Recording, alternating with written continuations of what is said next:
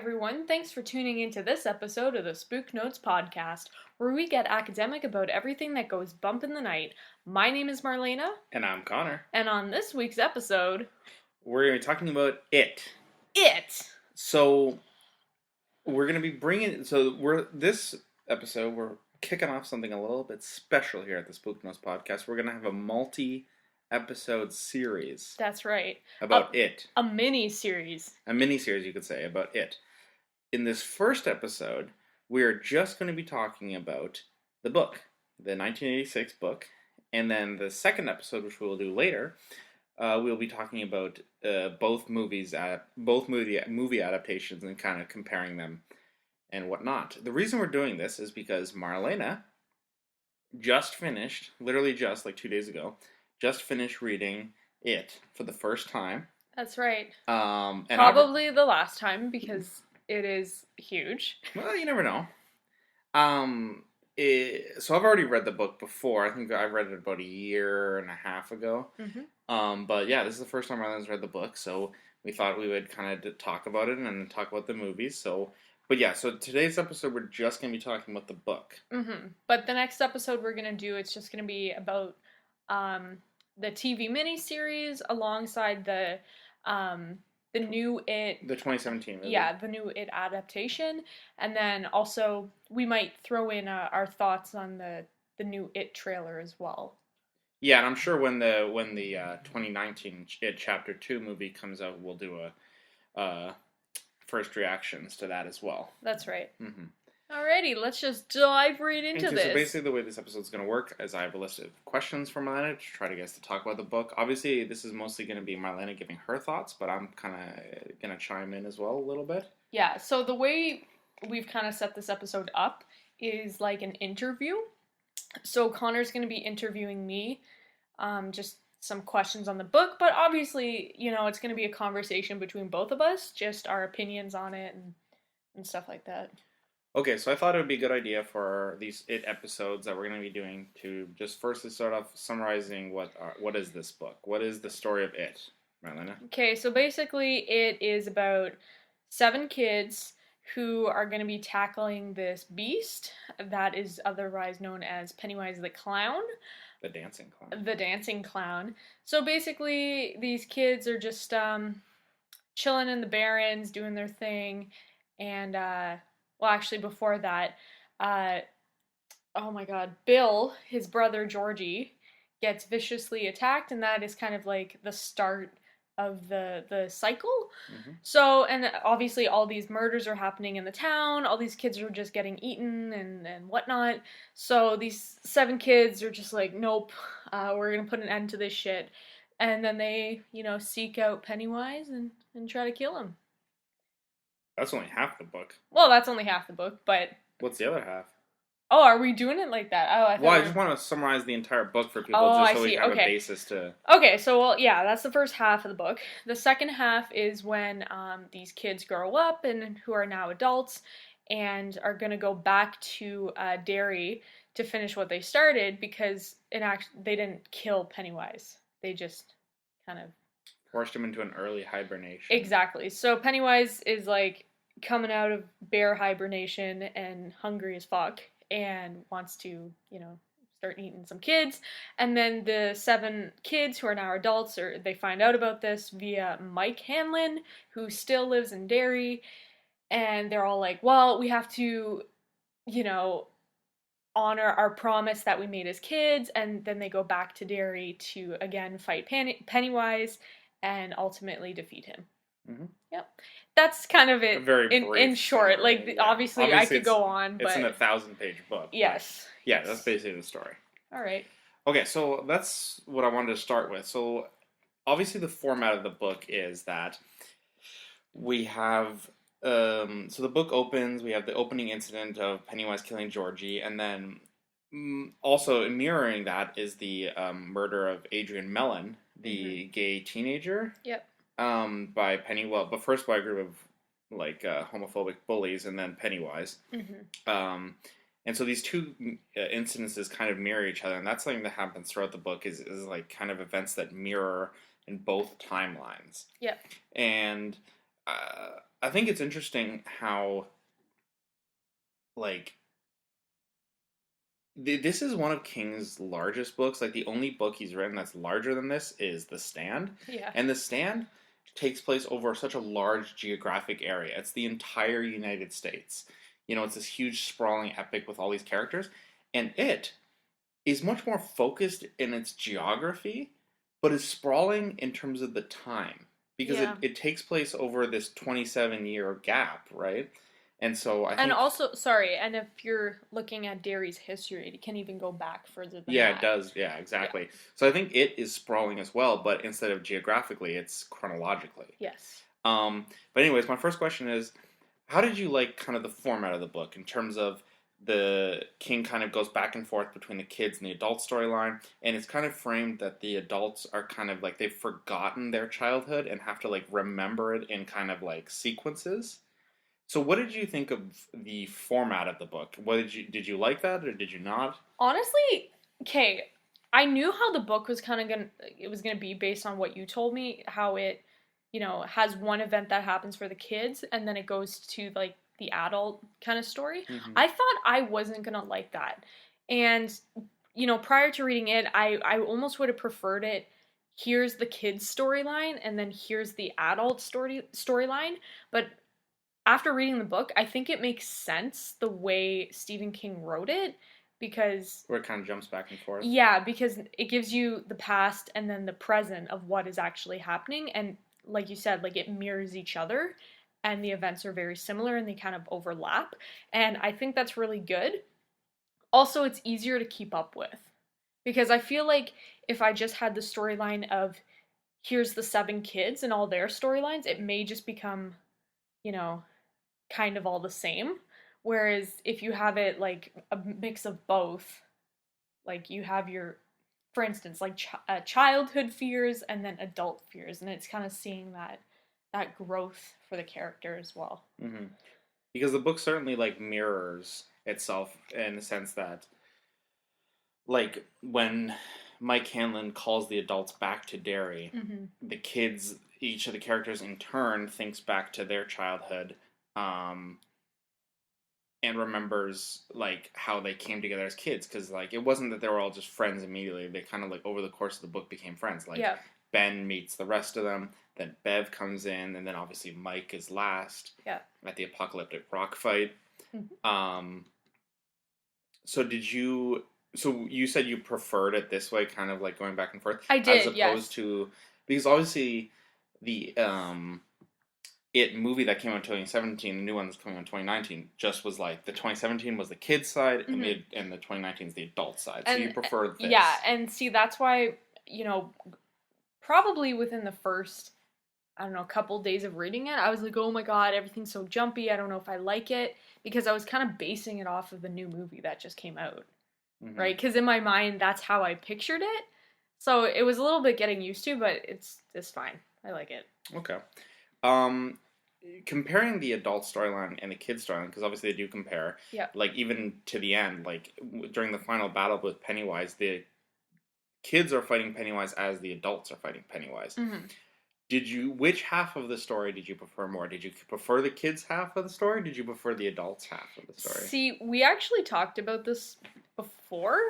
I think it was like when I was halfway done reading the book and you asked me this question. And I stand firm, like many other people, I like the kids' side of it better. Yeah, so do I. Like, there's nothing wrong with the adult side. Like, I And the adult side still has its moments. Yeah, but it's not as good.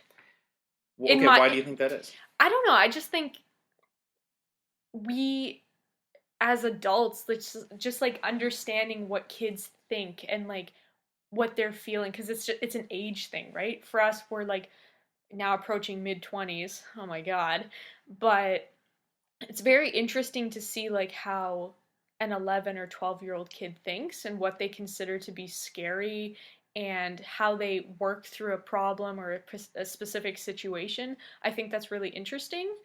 Also just seeing their humor and things. It's funny. Like I remember when I was reading this book, like just laughing out loud at some of the stuff, like especially Richie would say. I thought it was pretty funny. Mm-hmm. I don't know. What about you? I definitely prefer the kids storyline as well, and I think that a lot of that comes from the way because King is very good at writing kids, Mm-hmm. like right, like Because he was a teacher, so. well, yeah, and also like so unlike the 2017 movie, like the kids storyline takes place in the 50s, and that's the time the King grew up in. So he's writing from it from a point of nostalgia, like this is what it was like when I was a kid, and I think that's very evident in especially in the scenes with the bullies, like Henry Bowers, like Yeah. because he probably had to deal with like similar things, and he writes about it from like a place of honesty. Well, yeah, and right now I'm actually reading Danse Macabre, Hmm. and he was talking about his first couple experiences going to the movies in like the late 1950s, and I don't know, it just made me think of like when all the kids are going to see like a movie at like the Aladdin. Like Teenage Werewolf or Yeah, whatever. and because I think it was like the Attack of the Flying Saucers or something like that. I don't know. I can't remember exactly, but it just gave me like kind of like a flashback to those characters in it, and I was like, maybe he's portraying himself a little bit in the book. Well, yeah, like that's like kind of where the just going into a little bit of the history of the book's origins. That's kind of a little bit how this book came to fruition because basically King was writing all these books in the early 80s and stuff like Christine and Cujo. There was a scary car, the scary dog, whatever. Mm-hmm. And then he was kind of like, well, I can't write a book each for all of my favorite horror things. So he's like, what if I just put all of my favorite horror like monsters in one? Yeah. And that's Pennywise, right? Because Yeah. he turns into the Frankenstein monster. He turns into the Mummy. He turns into the creature from the Black Lagoon. Jaws. Well, like, I'm even just thinking like all like the old like The Universal black and white movies classics that King would have grown up in. Like that's all here in Pennywise. Yep. Right. Yep. Okay, so moving on, let's talk a little bit about the setting of the story. Okay. So, what did you think of like the town of Derry? Like, how did you think the town kind of acted as a character itself in the novel? Well, I really liked, how King portrayed the town of Derry because it is Pennywise, like it is a living character in itself because you're having all those events, those terrible acts happen, like the black spot, the ironworks fire, uh, the French guy getting like his head like chopped off or something. Was that it? Like, Or no, I think the French guy was the one chopping people's heads yeah, off. yeah, that guy. So it like in itself, like the town is a character. It's a reflection of Pennywise. Um, I thought it was great. I thought it was a really interesting concept because usually when you associate like a villain, you kind of bring it just to one person or one central being, not a whole town. And it's not even just like the people in the town. Like it is like kind of everything. It's like the soil that it's on, it's the buildings, like it's just all around not good. Mm-hmm. So I thought that was really cool and very original idea. What about you? Well, I liked it as well. I mean, I think that one thing that I really liked about it is the idea that basically, like, it was almost like that without knowing it, the especially in the kids' storyline, the adults of the town were kind of complacent and knew about Pennywise without knowing about him, Mm-hmm. and they were kind of like, "Oh, it's okay. Like he will, every 27 years kill these people, but then leave us alone for the rest of the time. It's only gonna be the kids." So it's kind of like they grow into this complacency with Pennywise. Yeah. And it's almost like that's why there's the idea that like none of the adults can see it, even though they all know about it. So it's kind of the idea that I think it's a metaphor for how we know that there's evil in the world, but if it doesn't affect us directly, yeah, we ignore it and we let others deal with it. And that's kind of how Pennywise did with this town. It's kind of like the corruption of the town. well, yeah, and obviously you can parallel that to anything that kind of happens in third world countries. Like for us, like we see it happening on the news, we see it happening on social media, but it's like, well, because it's not directly affecting us, like, well, whatever. And I think right? that's really what's really scary about the story is that these kids are being attacked by Pennywise and stuff. That's scary itself, but the fact that they can't get help, the fact that their parents are so ineffectual, Like, literally, like, all the parents are bad. Obviously, Bev's dad is bad. Yeah. Bill's mom and dad are, like, very absent. Eddie's mom is obviously, like, paranoid and, like, controlling and stuff. And, you know, like, Mike is probably the only one with, like, normal parents. And that's maybe because his parents live so far outside of the town. That could be it. You know? Is it because, like, Pennywise is, like, kind of brainwashing the parents?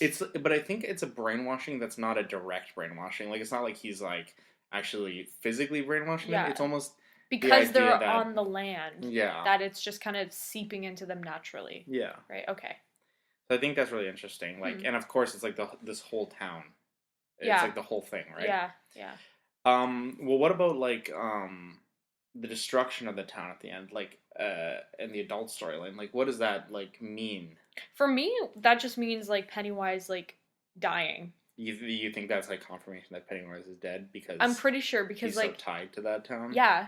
Well, like, that's the reason the town is the way it is. It's because of Pennywise. Either doing it directly or indirectly. That is a reflection of him and his character... Or her. Right? It. I don't even know. Pennywise and his... Pennywise and its character. So I definitely think when the city is, you know, being destroyed, I think that is slowly Pennywise dying, because it's one event after the other. Like, it just doesn't happen right away. Be different if, like, the whole town just exploded, but it's just slowly crumbling down. Right. And I really like that. I thought that was good. Okay. What about you?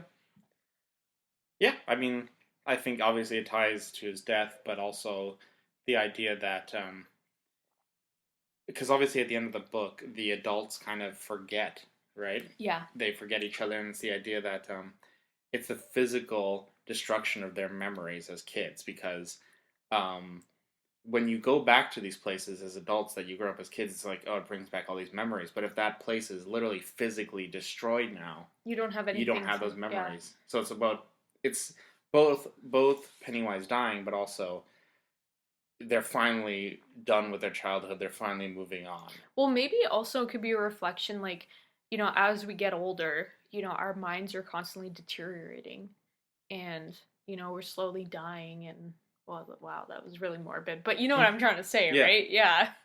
I don't know, there's a lot of different ways to look at it. For me, I just look at it as, like, Pennywise dying. So. Okay. So I wanted to ask you about some of the other specific settings. Like, for example, the sewers, the library, the Derry Public Library, the Barrens.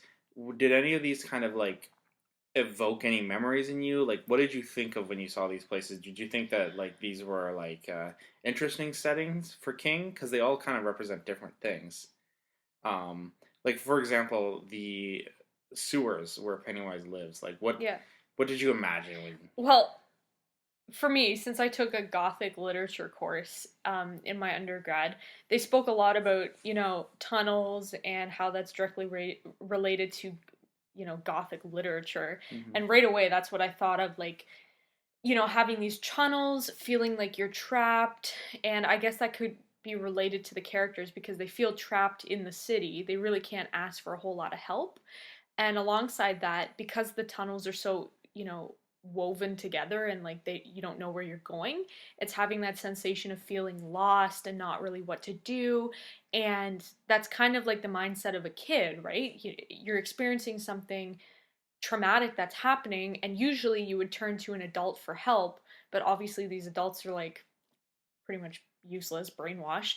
You're left feeling lost and confused and trapped and don't know where to turn to, and you know, make mistakes and go the other way, and it's like trial by error, I would say. I don't know, that's what it made me think of with the tunnels. Again, feelings of repression because it's underneath the ground. That's definitely one for the pipes and stuff, for the sewage. What about you? Yeah, I mean, I think that the sewers, I think the scariest little detail that King puts in there about the sewers for me is how he says that, like, there's so many and such a complicated network of sewers that, like, the plans have been forgotten. There's sewers that even, like, the plumbing people don't know about, and they stretch basically to oblivion, right, to forever. Yeah. Right.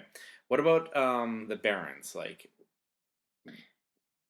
when I think of the Barons, like, you're gonna laugh, but okay, so we're from southwestern Ontario, and I think of like Aurora Gorge. Okay. That's what came to mind when I think of the Barons. And because that's where they filmed pretty the much movie. filmed right there.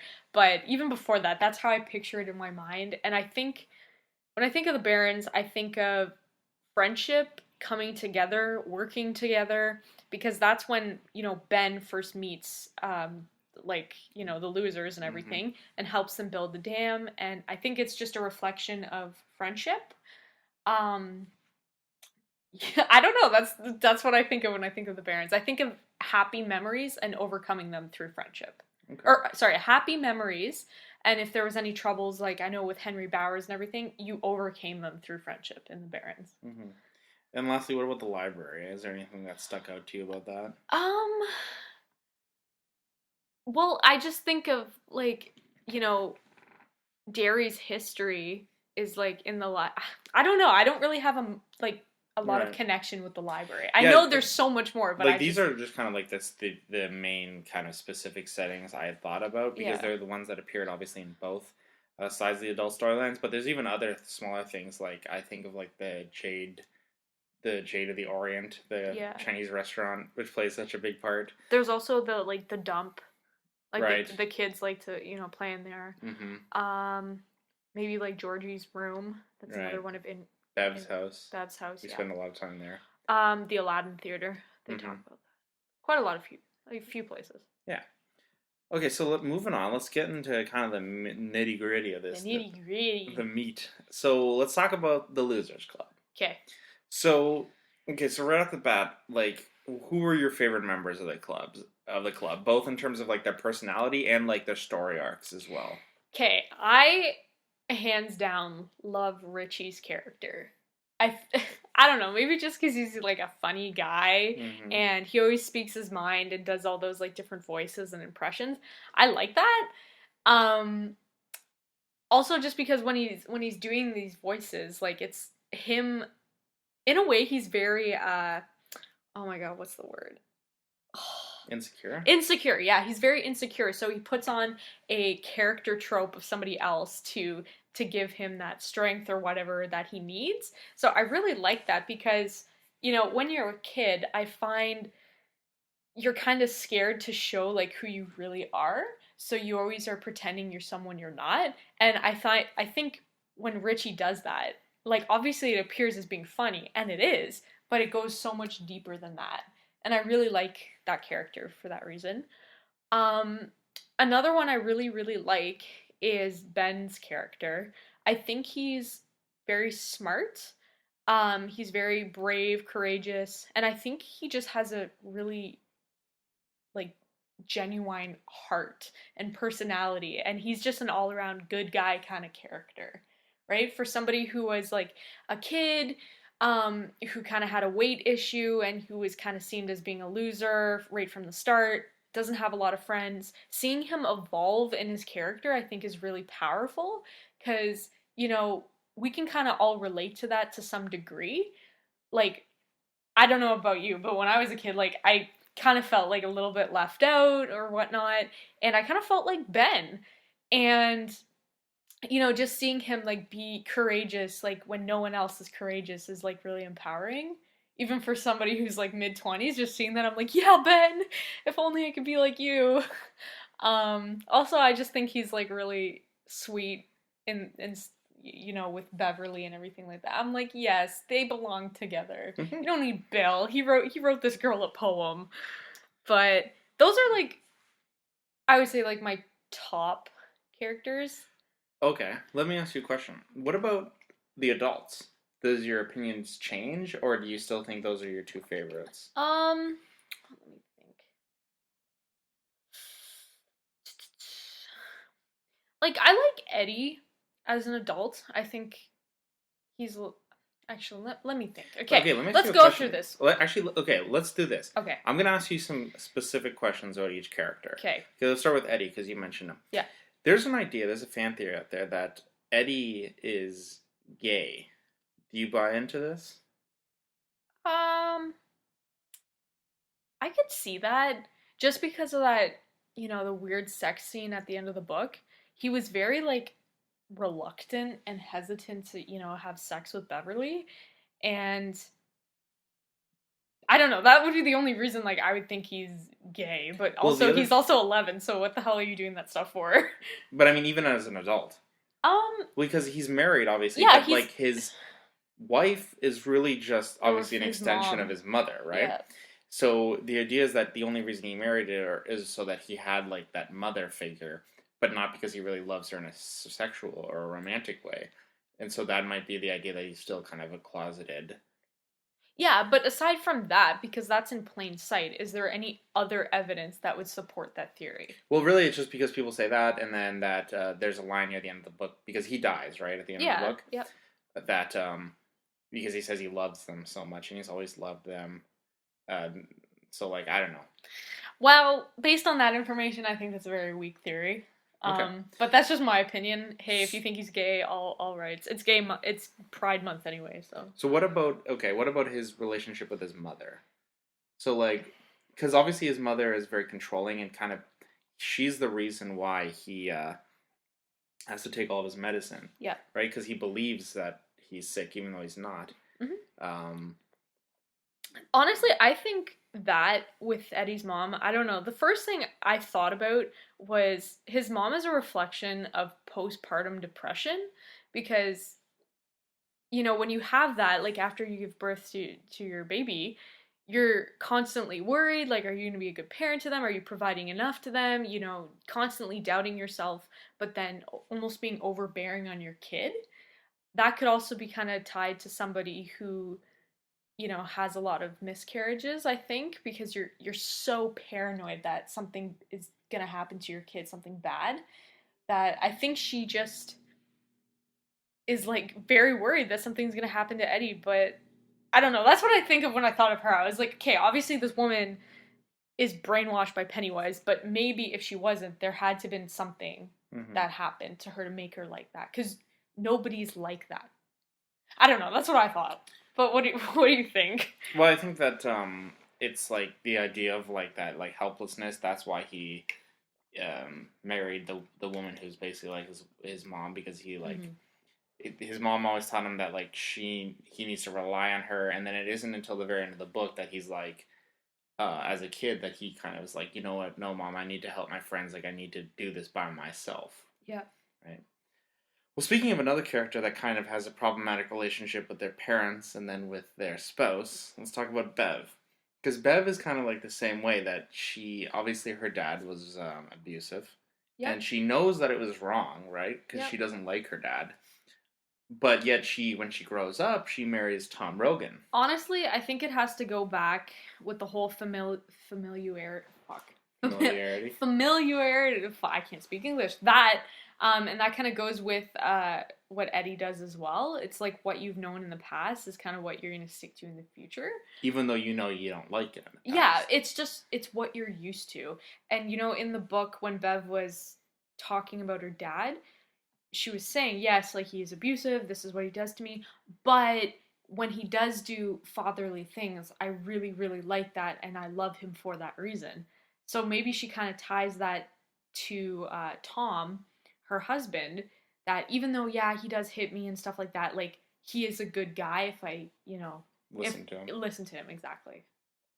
So obviously I think Bev is she's the only female member of the group, obviously, and she's very defined by the men in her life, both her dad and Tom, but also Ben and Bill. Mm-hmm. What do you think about that? Like, what do you think about her as a character in herself away from the men, or do you think she is too much defined by the men in her life? Honestly, I think she is too much defined by the men in her life. There's only been a few instances, really, that it's just her.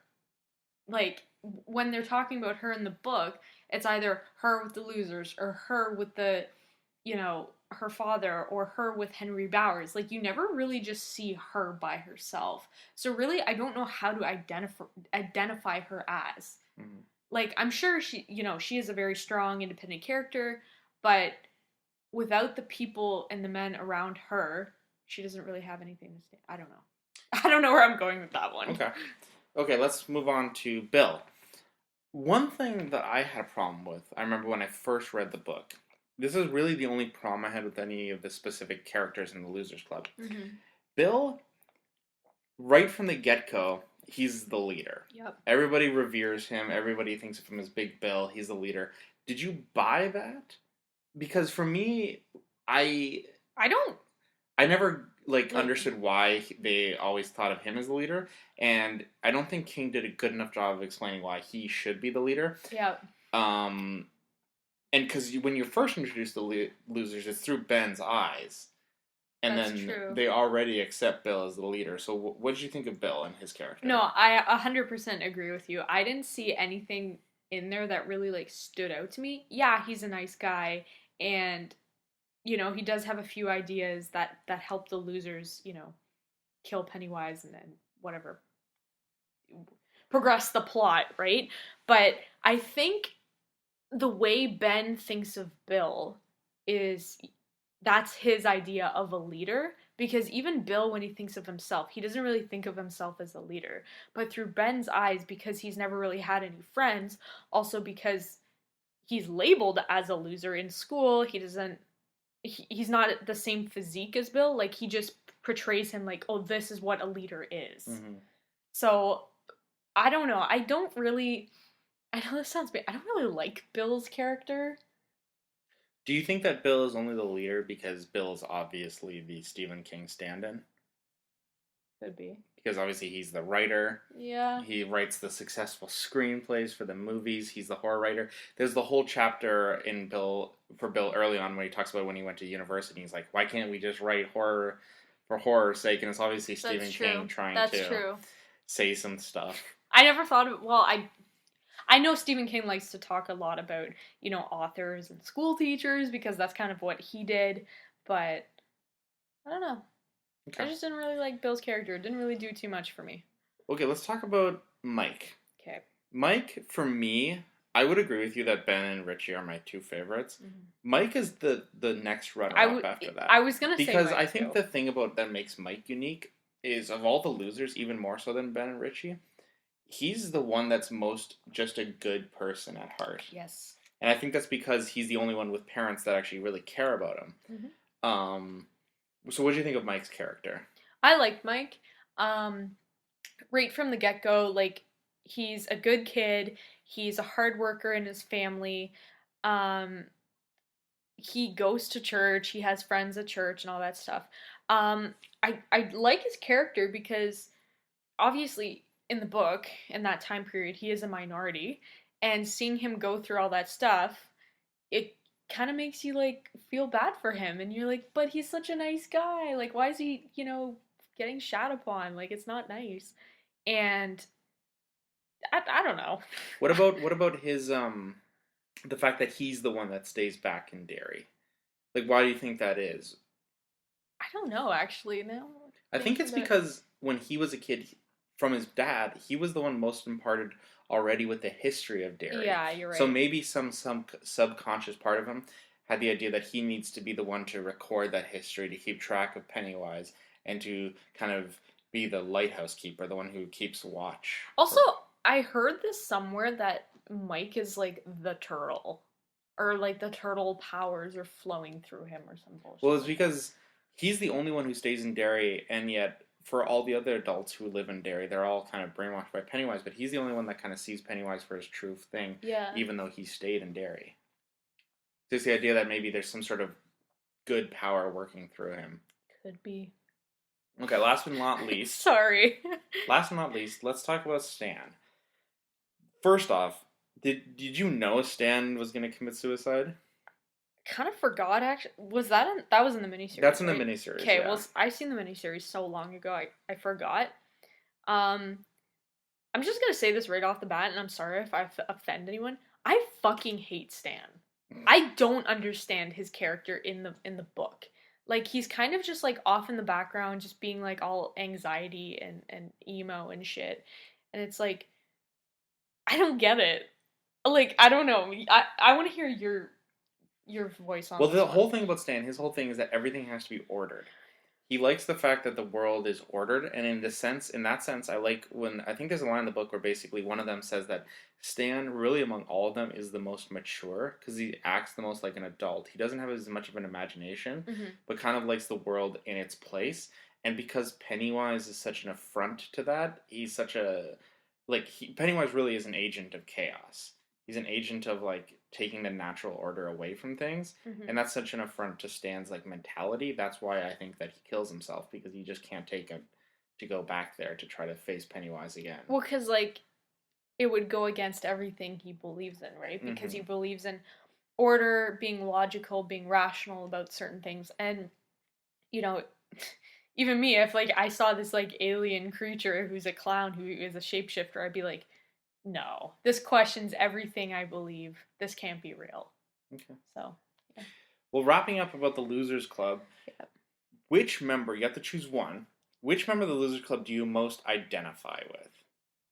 Ben. Okay, why? I don't know, because Ben I find is like quiet, but all around a nice guy. And back in the day when I was a kid, I was, a little bit chunky too. So I identify with him on the physical level, that you're being overweight and how kids can be mean to you and stuff because of that. I get that.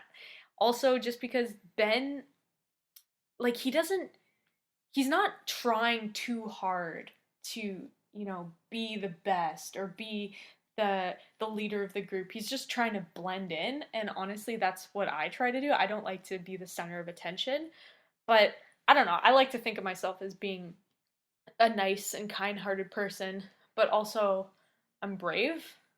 Like, if anything's to happen to you, I'm pretty sure I would be like, you know what the fuck, I'm gonna protect you, all this stuff. So I don't know, I identify with Ben. He's a nice guy, very resourceful, smart.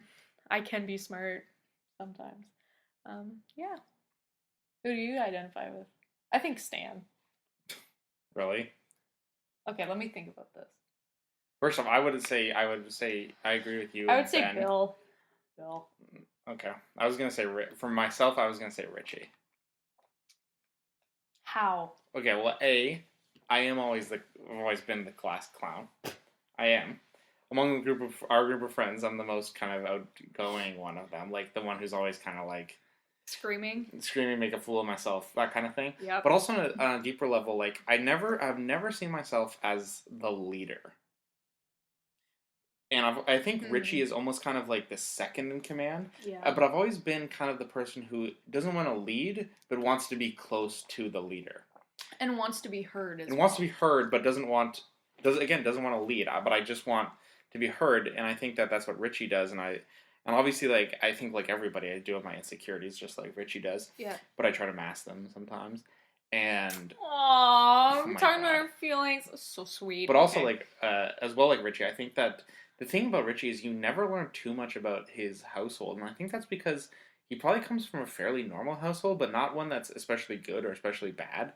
Just kind of like a normal one. That's also something I identify with. Yeah. And so I think Richie just kind of tries to make the best of it, and I think that's what I try to do as well. So I see myself as a Richie. That's nice. So we got a Richie and a Ben over here. Yep. Okay, so that's the Losers Club. Let's move on to our main villain, Pennywise, the dancing clown. That's right, or Bob Gray. Yes, Robert Gray. So, obviously you've seen both the movies. What were you kind of expecting Pennywise going into the book versus how you perceived him when you actually read the book? Because I think when you actually see Pennywise in the book, he's quite different from at least what I expected. Honestly, okay, so the 2017 version of It, I think does a better job kind of portraying Pennywise. Like, Tim Curry, fantastic, great, I loved it, everything. But when I think of Pennywise in the book, I kind of think of Bill Skarsgård's character. However, in the book, I kind of picture him with more, like, teeth, like, coming out, like, being really jagged, like, razors and everything like that. But obviously it mentions how he has the orange pom-poms and, like, the tufts of hair spewing out, and I don't know, I just think, like, when I was reading the book, I just thought of, like, Bill Skarsgård. That's his character. Okay. What about you? See, because I think when he's described, he looks more like Tim Curry, but I think he acts more like Bill Skarsgård. Oh, really? Yeah. Huh. Okay. But just in terms of also like, were you expecting, because in the book, something that both movies do, because Pennywise the dancing clown is the iconic image, right? Yeah. But in the book, he rarely really appears as the clown. He's always something else.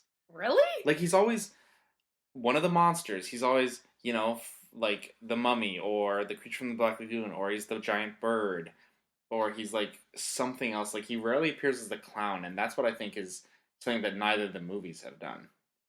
See, I don't know. Maybe I'm just interpreting it a lot differently. I think it's split evenly, because I think we see the clown's face, like the imagery of the clown, as much as the other characters.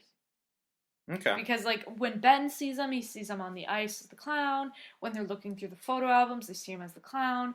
Henry Bowers sees Pennywise in the sky, like all that stuff. So I think it's even. Okay. But hey, I don't know. So then my next question is, like, what does Pennywise, what does it mean to you? Like, what do you think is his, what do you think he really is, and also what do you think is his meaning? Honestly, I think it is just a reflection of what we fear the most, and even in the book or the movies, it changes for everyone. So it's fear in general. Exactly, and I think in the book especially, it touches upon how it's easier for Pennywise to feed on children because children have a little bit more simple fears as compared to adults, because adults, you have a whole bunch of things like finance and marital problems and losing a kid, and they're harder to grasp. But if you were to ask a 5-year-old kid, what are you scared of? Well, I'm scared of spiders and snakes, and that's a lot easier to portray in terms of a character than losing a loved one if you're an adult. So I think it is just the embodiment of fear, and how fear manifests itself inside of us. It can consume us, make us feel like we're not in control, and yeah, that's about it. About it. Real knee slapper there. For me, I think I agree with that. I think that he is supposed to be the embodiment of fear in general, and I think like for King, he's like the ultimate horror character because he can be anybody's greatest fear. But I also think that he's also kind of the embodiment. He's like a creature. He's not a human being. He's like a creature that is the embodiment of pure evil as well. Yes. Because I think one of the things that King deals with a lot in his works is the idea of ultimate good versus ultimate evil. That's in The Stand, is a big theme in The Stand, but it's also a big theme in It as well. And that's why you have, obviously, both It and the turtle. Yeah. Because the turtle is obviously the embodiment of ultimate good in the world, and the idea that you can't have that light without the darkness. Okay, I'm just gonna stop you right there. What the fuck? Why did he pick a turtle?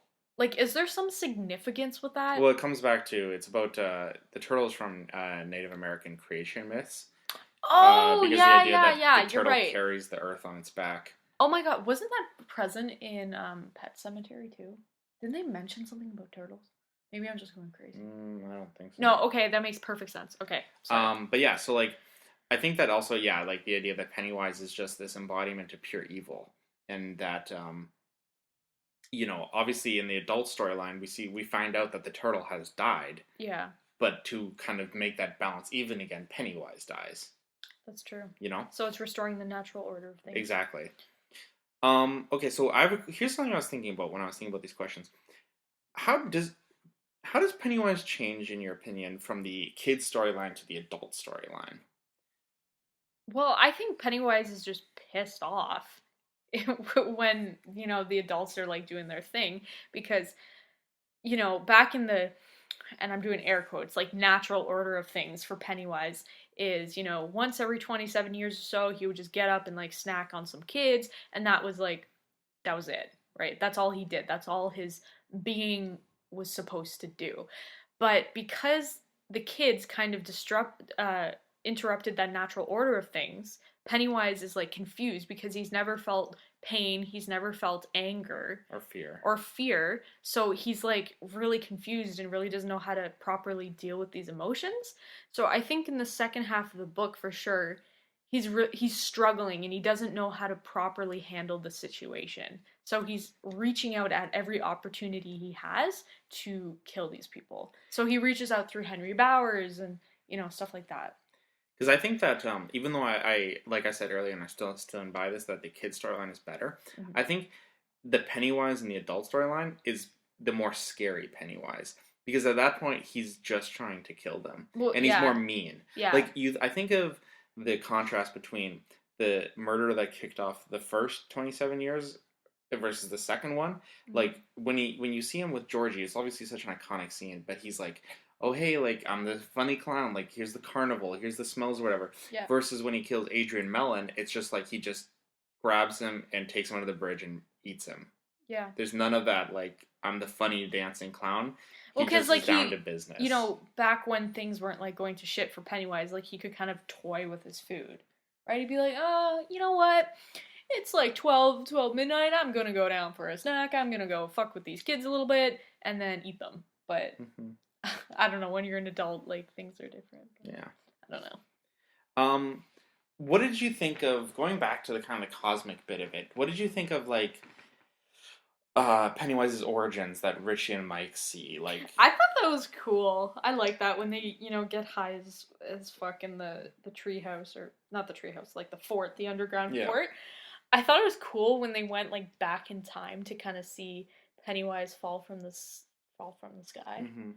I wasn't too sure. Did it go into a lot of depth about like where he came from specifically? Well, I think it's just the idea that like he comes from the macroverse, the idea that it's something bigger than our universe. Yeah, see, that's too hard for me to understand. Well, and that's why the whole thing, like the ritual of Chud and everything. Chud. Like, it's Chud because it's the double. That's great. It's Chud. It's Chud. It's Chud. It's Chud. Guys, I read an audiobook because I'm lazy. They pronounced it Chud. Okay, fine. Okay, what about, like, at the end, when it's revealed that his true form is the spider, that it's actually a he, or her, right? Yeah. And that she's pregnant. What about all that stuff? Because that really threw me for a loop when I saw it. Like, It made sense, the idea that, like, the spider, because, spiders are, like, seen as, like, this kind of very scary thing, but also the idea that the tunnels are kind of like its web. Yeah, you're right. That's some good imagery, but, like... I don't know. It's still, like... And then it's, like, Ben who has to go around killing all the eggs or whatever. See, I don't get that. Like, why does it need to have, like, offspring if it's for something that can live for millions upon millions of years? Well, the idea is that maybe it's because when the losers beat her the first time around... Yeah. That, it realized something that it can actually be killed. That it has this new vulnerability. So it's, like, I need to, like... sustain myself in some way. Okay, I actually think Stephen King was high as a kite when writing the second half of this. Like, I don't know if I like that, the whole spider thing. Yeah. I don't know. A lot of people don't. Yeah. Okay, my final question for the Pennywise. What was your favorite form of Pennywise? What was your favorite appearance of him? Like, his favorite, like, part in the book? Okay, let's go through them. Because there's so many. Okay, so there's the mummy, there's the werewolf, there's the leper. Mm-hmm. What else? There's the creature from the Black Lagoon when he attacks the little girl. Yep. There's the Frankenstein monster, like he appears to the bullies in the sewer. Uh-huh. There's when he appears as that giant dog or whatever in the prison. There's the giant bird when he attacks Mike. Oh yeah, giant bird, the dead kids or whatever. Yep. Obviously, just when he appears to Georgie. The beginning. Oh yeah, it's natural. Yeah. Honestly, like, I don't know. This is just for me and like what I find is scary. I think the leper is very scary to me because I'm the type of person who's almost like a hypochondriac. Like, there's always something wrong with me. So when I see somebody who... Oh yeah, you know what? I think you're actually most like Eddie. Now that I think about it. No, I'm not. A little bit. Whatever. Okay, so I just find, like, the leper's really scary because you have this diseased individual that's kind of, like, coming at you. And doesn't he say, like, oh, I'm gonna suck your dick or something like that? Well, he's like, hey, I'll suck your dick for a nickel, and then he says, I'll suck it for free. Yeah, well, I don't have a dick, but that in itself is kind of scary. Well, he's a little kid. Oh my god, that's another gay thing for Eddie. Yeah? Oh! Okay, maybe he's gay. Yeah, wow. Wow. Fuck. But back to the leper thing. I think that's really scary. I don't like.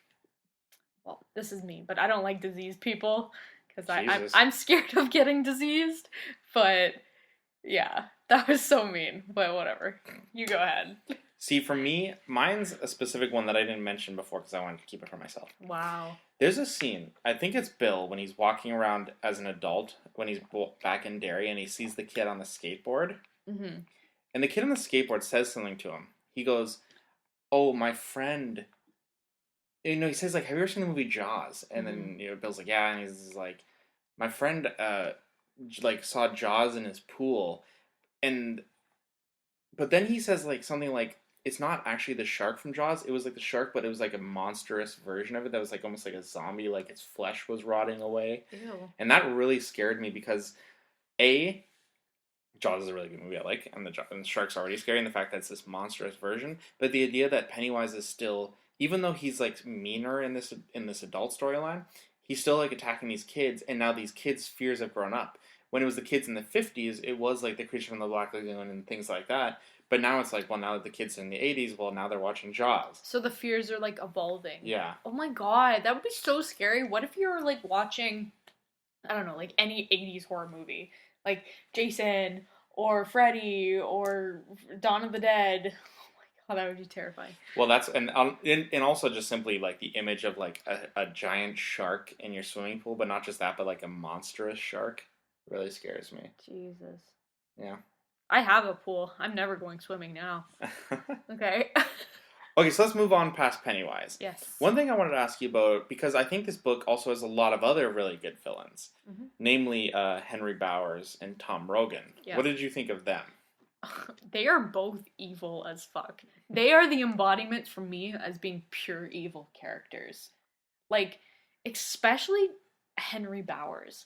Like, this kid is mentally unstable. Like, he's broken completely. Like, all the things he does, like, where do I even start? Like, first off, just bullying these kids, gonna cut Ben's stomach open and put an H there.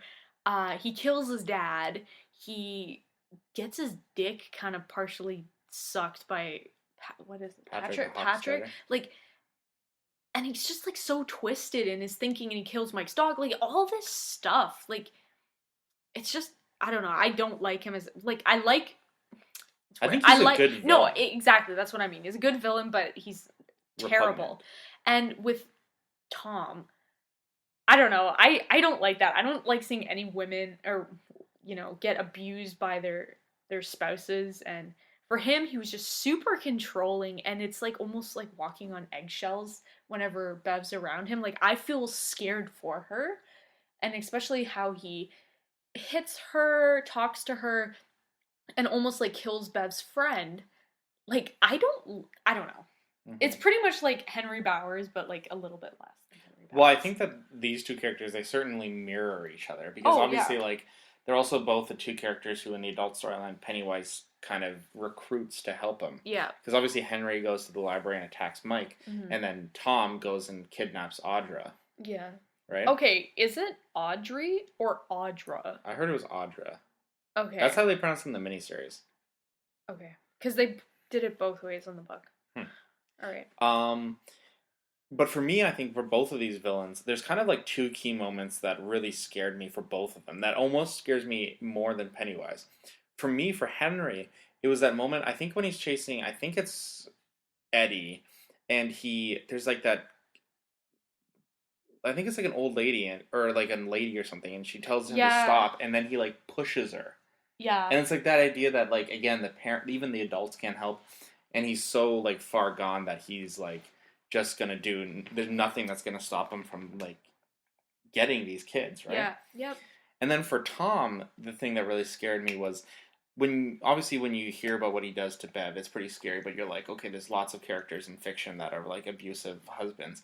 But it's when he goes over to Bev's friend's house, and then he's like threatening to cut her face and like things like that. Like, that's when it's like, that he's crazy, and like, he's gonna come for her. And that's the thing. What if she like didn't know? Like, what if Bev never told her? This guy would not believe her, and he would have just. I don't know. I don't like that shit. I don't like thinking about that. Whatever. Yeah. So they're pretty scary. Yep. So I want to talk a little bit more about the metaphysical elements of the book. Okay. In your opinion, what were the deadlights? Honest to God, I don't even know. Like, okay.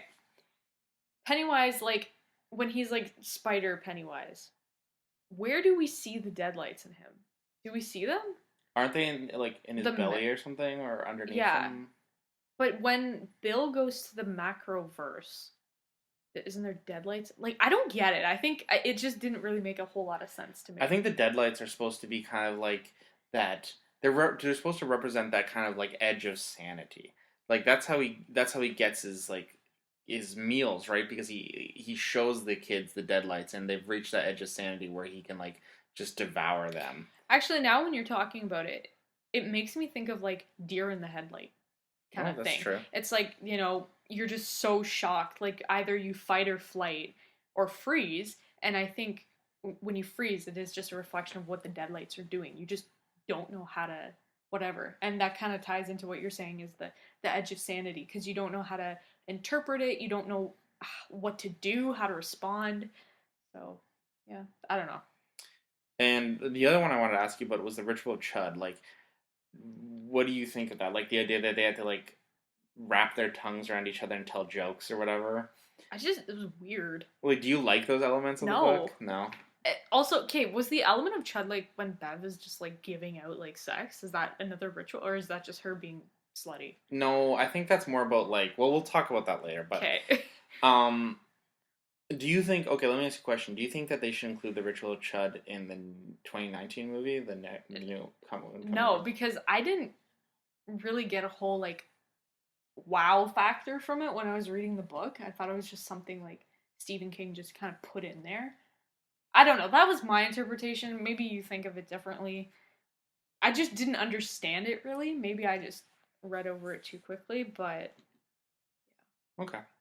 I don't know. The next thing I wanted to ask you about, shifting gears a little bit. Yeah. So obviously the book, like we said, goes back and forth between the adult storyline and the kid storyline, but in between we also have the interlude chapters. Yeah. Where kind of it's Mike giving the history of the town. Yeah. Did you like those?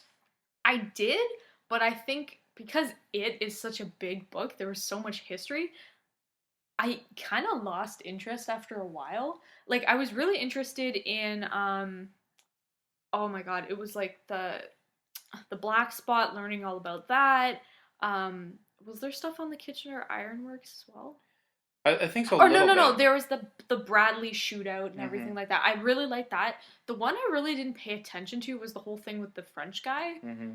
And like, I still got the main gist. Like, this crazy French guy is like killing people, but like it was fine.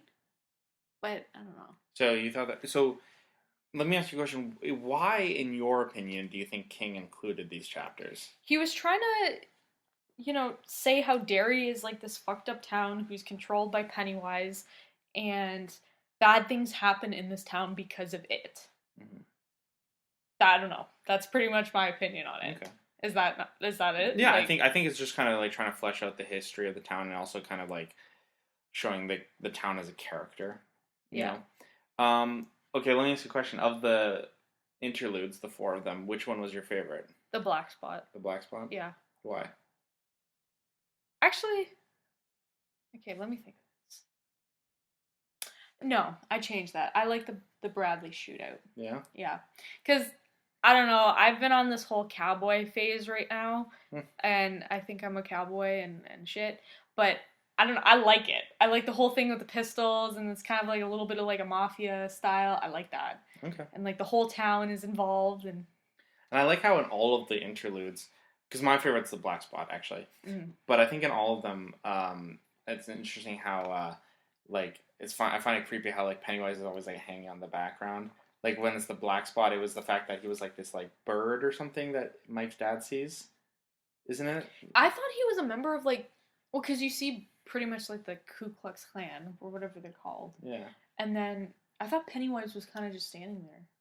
I can't remember. I know there was a bird, something like that. Yeah. I thought it was that he, like, takes one of the Ku Klux Klan members and eats him. Oh, could be. I don't know. But then also when there's like the Bradley shootout and you see him and he's like hanging out of the window, also shooting the gun. Yeah. I thought it was funny. I was like, I don't know. Yeah, I mean it is kind of like a little bit of that funny bit, but yeah, I mean I actually like the interludes because they also give you a break from the main storyline because it is so long that I kind of like how it's like these little like kind of specific chapters. And one thing I actually want to talk to you about. Let me ask you a question. Would you like this or not if they were to make a third It movie that was an anthology movie about all the things that about happened like these in it? like 4 different incidences You where know, it was each maybe like 20-30 minutes long and they're just kind of like little like anthologies like a creep show or something. See, I think that'd be cool just because, we like that kind of stuff. In terms of the general public, I don't think they'll really care that much. No, I don't think they like it either, but I think it would be cool. I think that'd be cool. Maybe they could make it like a Netflix series or something. Maybe, yeah, that'd be cool. Yeah. And just kind of like seeing Pennywise and those things as well. Sorry, you said there was 4. So there's the Black Spot. Well, I can't remember. Is the Ironworks an actual chapter I don't into know. itself? See, that's the problem because it was so long. It's like I almost forget a bit, like what happened, and I just finished this book 2 days ago. I don't know. I see now why people read it over and over again, but first time through, I can't remember what happened. Yeah. Okay, so moving on. Well, the next thing I want to talk to you about was the child orgy. God. What did you think of this section? What did you think of as you were reading it? And like... It was absolutely not necessary in any way. And if anything, it was gross. Why? Why did he think this was a good idea? Like, even the name of the chapter, I will never forget this, was, like, Love and Desire. Like, what? Is this a child porno? Because if so, that's so wrong. I think there was better ways to go into adulthood than just to fuck everyone. So let me ask you a question before you go any further. Why do you think he included it in there? I think he was doing it as a way of entering adulthood. Okay. So there's that transition? Yeah. From a child to an adult. But you don't like that? No. I don't like how they did it with those kids. Like, I'm sorry, what 11-year-old goes around having sex? So you think it shouldn't have been included? No. I think if they were to take that part out and do their whole, like, slicing their hands, I like that because it's very symbolic. Mm-hmm. A little gross. I mean, it's both, like, both of them are, like, sharing fluids. Oh, God, I'm gonna throw up. Yeah, I mean, I think it's pretty unnecessary, too. It's pretty gross. Also, especially if you have, like, some sicko that reads this book and gets off because of that, that's gross. Like... Yeah, I don't know. Like, I think Stephen King has said that if he were to write it today, he wouldn't have included that. Yeah. I don't know. Yeah, I mean, I think the less said about that, the better. I'm glad it's not in any of the adaptations. Like, obviously, it wasn't... Like, the way he wrote it wasn't... It wasn't with ill intent. Yeah, exactly. It was meant to be very symbolic and loving, and sex is, like, this bonding thing. But I think at the end of the day, like, no matter how you write it, with kids... Yeah, no. Yeah. Okay, moving gears to something a little bit more fun. There's a lot of Easter eggs in this book. Yes, there is. I think the 2 biggest ones are that Christine literally shows up in the book, and B, that Dick Halloran is actually also literally a character in both The Shining and It. Yeah. Did you like those Easter eggs? I did. I always look out for Stephen King's little Easter eggs because I know he likes to do that. Christine was really cool. And just Dick Halloran because like he's got so much history. He was also in Pet Sematary a little bit, right?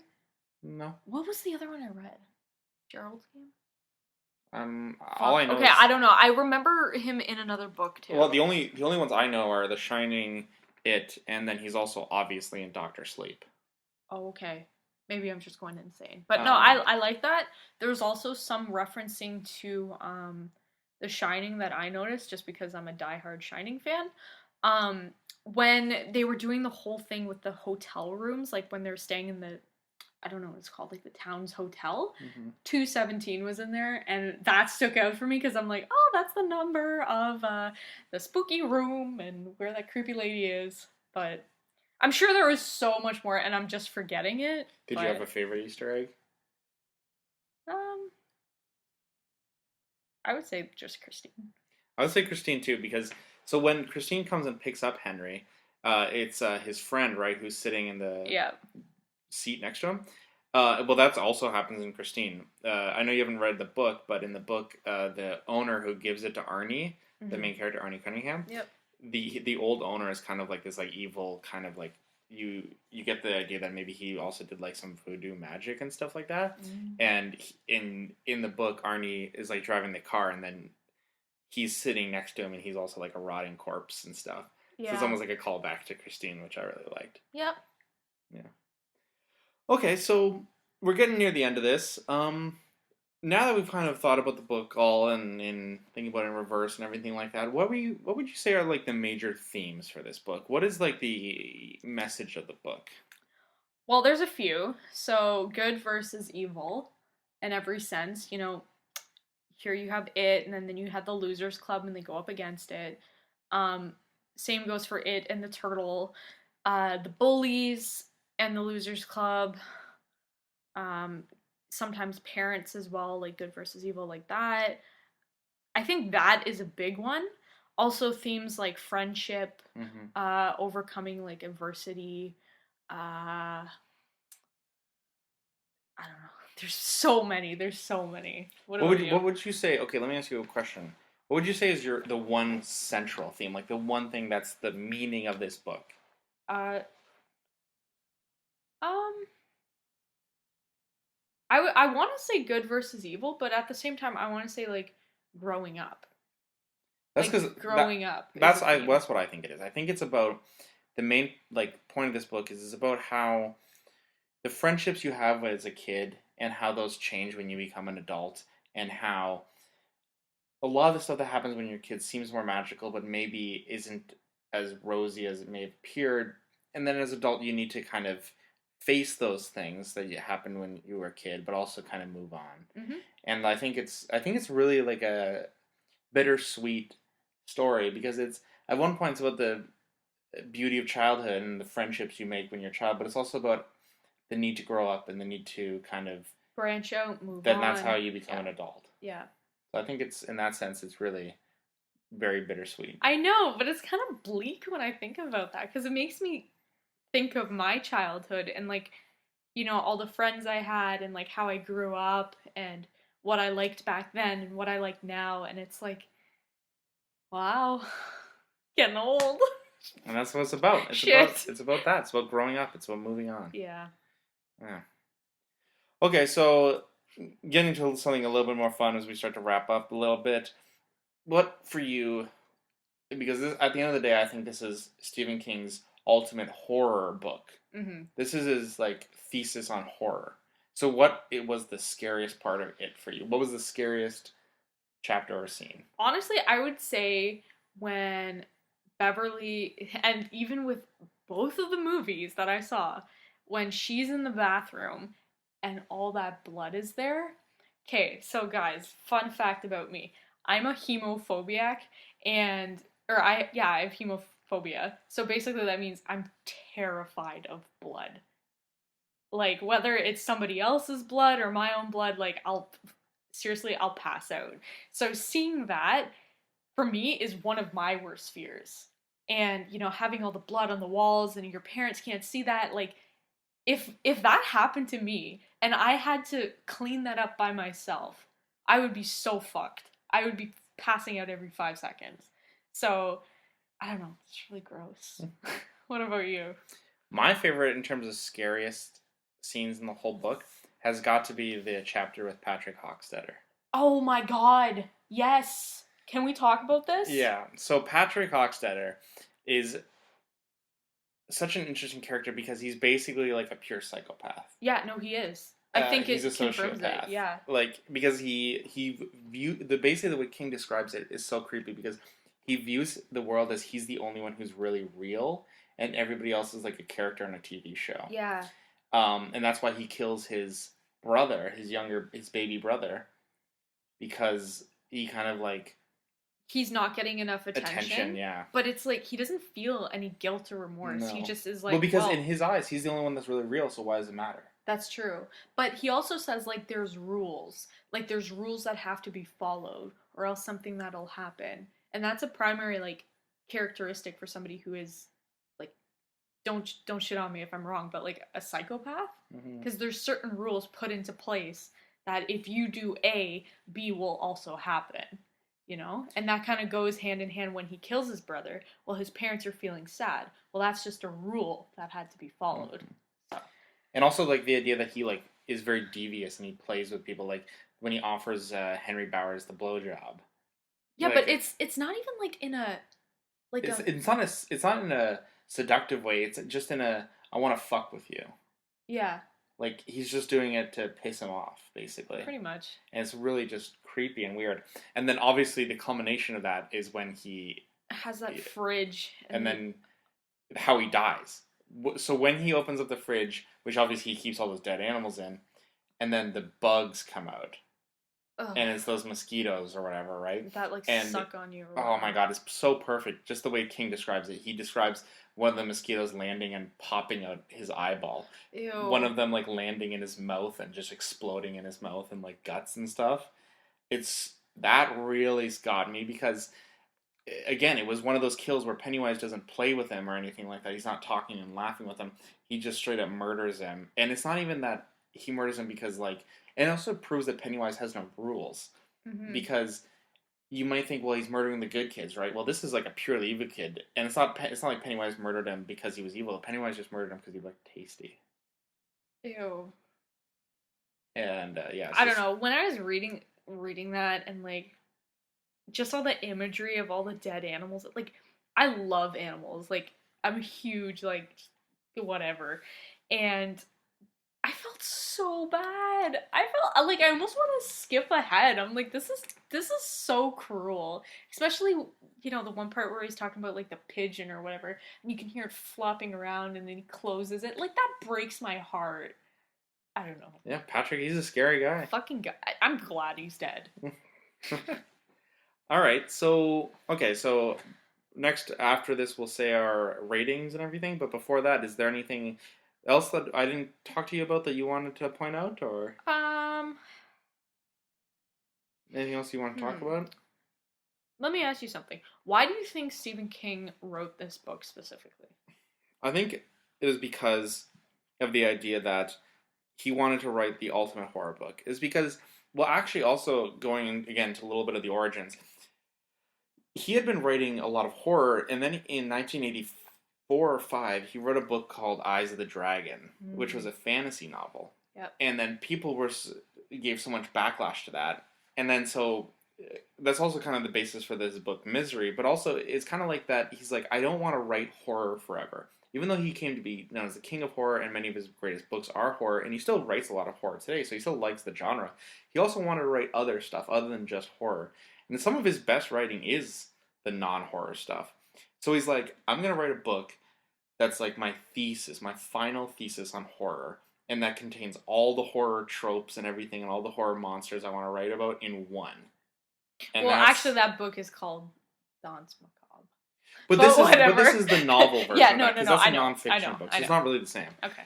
But yeah, so this is, I think it's his be all and end all of horror. Just in the way The Stand is kind of like that for civilization and kind of good versus evil, and that's like the character of Randall Flagg is kind of like the ultimate villain in Stephen King's universes, and The Dark Tower is kind of like his magnum opus of fantasy. Yeah. It is his horror like novel, his be all end all of horror. Okay. So yeah. That was a good answer. Thank you. Okay, so do you want to give our final thoughts on our rankings and what do you call it? What do you call that? Numbers on it? Balloons? How many balloons is this? Yeah, how many balloons? Okay, my final thoughts on the book. Really liked it. If I'm going to be completely honest, it was a little bit too long for me. Okay. I agree. Like, I know this sounds bad, but it's like I kind of lose interest, like, more quickly than other people. And, okay, so guys, like, I'm very lazy when it comes to reading, so whenever I say reading, I mean, like, I just listen to an audiobook, but I put it on in the morning, do my makeup, make a coffee, and I have my book. So this audiobook was 45 hours long. And it took you, what, 2.5 months, 3 months? No, it took me about, God, okay, probably about a month and a half to 2 months. It was at least 2 months because it's already June now. Oh shit. Okay, 2 months then. Took me 2 months. Yeah, I don't know. I really, really enjoyed the kid stuff. I see why the adult stuff was there, but I didn't care for it as much. I thought there was a lot of scary imagery in there, a lot of scary themes, building on friendship. I thought that was really nice. But in general, I just thought it was a little bit too long for me. That would be the only thing. Actually, no, second only thing. The other thing I would take out is the whole kids sex scene because that's gross. But other than that, all around a good book. I think it's a must read for sure, especially with the new movie coming out. I think, do yourself a favor and read the book. So what's your... Oh, how many balloons? Okay, how are we doing this? Out of 10? Yeah. I'd give it a solid 7.5. I'd give it a 7.5. 7.5 yeah. balloons? Yes. Okay. For me, I like this because I'm a big horror fan, and I think, again, this is his ultimate horror novel. Mm-hmm. And I think that there are some problems with the book, like some of the metaphysical stuff, some of the, obviously the child orgy stuff, it is a little bit too long. So I think that are some stuff that could be taken out, but I think what it does for the horror genre and what it added, because I think, if anything, this might be King's most iconic book as well. And a lot of that has to do with the creation of the character Pennywise. Mm-hmm. Like, Pennywise is an iconic character in pop culture in general now. And I think he's, like, really, like, the idea of, like, this scary clown wasn't really a thing too much before King. Like, obviously, there was, like, the real-life scary clown, John Wayne Gacy.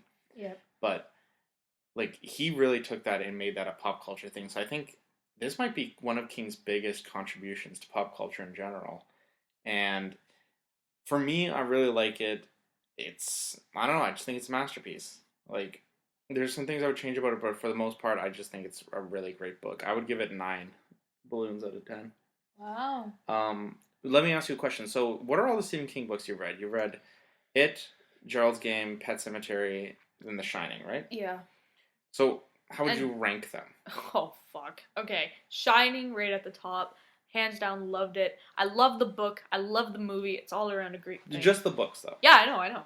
But I have to flex The Shining as well. Okay. So it's the best thing ever. That, I would have to say Pet Sematary. Then It. Then Gerald's Game. Okay. Did I read more? I'm pretty sure I did. I don't know. I read a lot of audiobooks, so... We're reading your 5th one now, but I think those are all the ones you finished. Yeah, but I get confused because I also friggin' did the Thomas Harris. Right. And then... But just in terms Orange of Stephen King. Yeah. But yeah, so that's the order I'd put it in right now. Like I said, guys, I'm reading Don's Macabre, and I think that's really good so far. It's a non-fiction. Yeah, it's a different take. What I said to Connor was, holy shit, after It, I don't want to do another long book. I don't even know if I want to do another fiction. I just want to hear, like... Him talk. Well, it's not him talking. No, I know, but, like, his ideas and everything like that. Just because I like learning more about the horror genre and all its different forms in, like, the media. I think that's really cool. And just hearing Stephen King's, perspective on it it's nice. I like that. Nice. So, yeah. What about you? Oh, do you have anything else left to say? For me, in terms of the ranking, I'm not going to rank all of them because I've read, like, I think 15 or 16 Stephen King novels. Wow. Way to suck Stephen King's dick. Not to mention the Joe Hill book I'm reading now. But for me, just in terms of my top 3, first off, It is in my top 3. It's my number 2. Okay. Pet Sematary is my number 1, and it will always be my number 1. I just think Pet Sematary is the best story Stephen King's ever told, and it means so much to me, personally. Yep. It's number 2, though, because of that horror thing. And then for me, the third one that comes up, I always say, is the outlier of the 3 is The Dead Zone. Yeah, because The Dead Zone is, it's the most human book I think he's ever written, and even though it's about a guy who can see the future, it's really just the story of one man and his loss and kind of the longing in his life, and it's his most, it's my, of the books I've read, it's his most well written, and it's a very beautiful book too. So those are my top 3. Yeah. Cool. Well, I got some catching up to do. Mm-hmm. Gotta listen to a lot more books. Yeah. Maybe one day I'll catch up. How many books has he written in total? think he's written like over 40 novels. I think at least like 10 short story collections, a few nonfiction books, his screenplays. Wow. Maybe one day I'll finish. Yeah, like I said, I'm reading Danse Macabre now. I think after that, I'm gonna read The Skeleton Crew. A short story collection A from short the 80s. story, or Night Shift, if I can find it on audiobook. If not, then I'll just have to read it. Skeleton Crew is good, pretty good though, and I think the other great thing about Skeleton Crew is you get the mist, which is I think I love that. I love that movie when I watched it. What was the other one? There was another one. In Skeleton Crew? No. It was the 3 I was choosing between. Misery? Was it? I don't know. Or was it Dr. Sleep? Oh, yeah. It was Dr. Sleep. Yeah. Okay. Because the movie's coming out. Yeah, but hey, you know what? I'm going to just go through all of them. I love Misery. I really want to read The Dead Zone as well. As also, like you were talking about the long walk. Mm-hmm. I think that is a really interesting concept. Mm-hmm. So, we'll have to do more of these episodes as you read. Jesus Christ. And before we go, obviously, keep your eye out for our next It episode where we will be talking about the adaptations. That's right. It's going to be labeled It Chapter 2. All right. So, Marlayna, where can our good viewers find us? Well, fam, you can find us on iTunes, SoundCloud, and YouTube, all under the handle SpookNotes. Smash that like button. Subscribe. Share with your friends. Yes. Let us know what you guys are thinking in terms of the It book, if you've read it. If you have any theories or themes or any just comments in general, feel free to comment. But also, if you want to talk to us directly, please email us at spooknotes@gmail.com. We would like to hear from you. Yeah. Alrighty. Alright, guys, it's been a slice. And don't forget to cite the Spook Notes. Bye.